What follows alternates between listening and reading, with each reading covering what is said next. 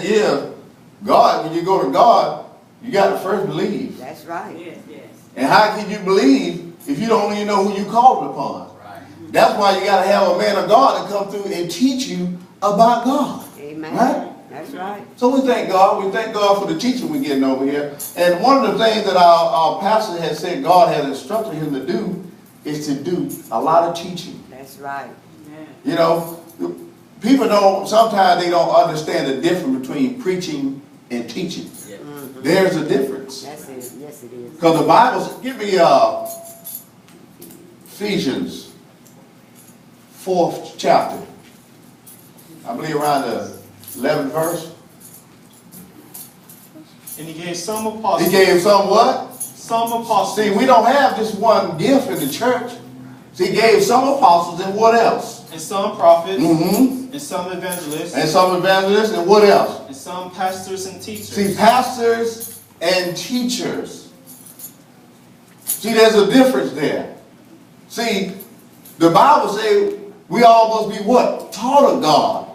See, if you don't know what to do, you're not going to make it with God. So you got to come in where the truth is being taught. Because I'm going to tell you something. You can't go to anybody's church. People say, well, I go to such and such church, but I say to you, or ask you, are they preaching the truth? That's right. And then on top of that, are they living it?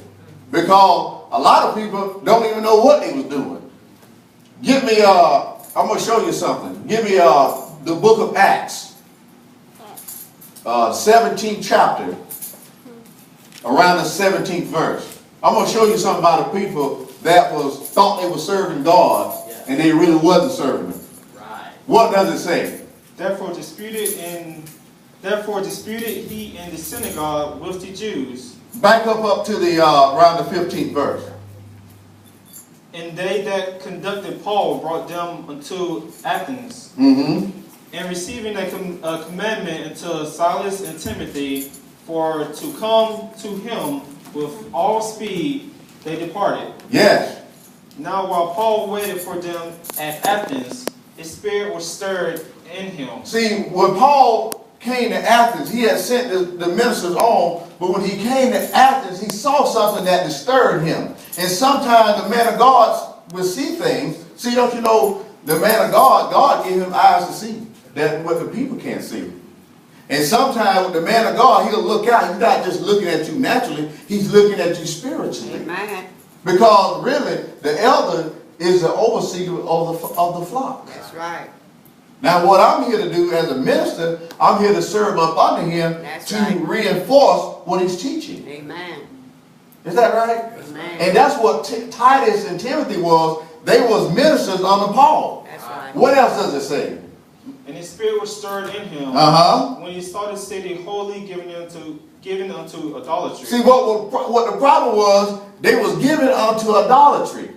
And some people, they think idolatry is only when you make a graven image. But it's much more to that. I like what the elders say, it's a condition of the heart. That's right. See, a lot of people do things out of ignorance. And they don't know what they're doing. That's right. And we're going to read down in here, we're going to show you what they was doing. What else does it say? Therefore disputed he in the synagogue with the Jews. And they with the devout persons. Yes. And in the market daily with them that met with him. See, what Paul had to do, he had to go and dispute with these people because what was happening, they had been taught a certain way so long.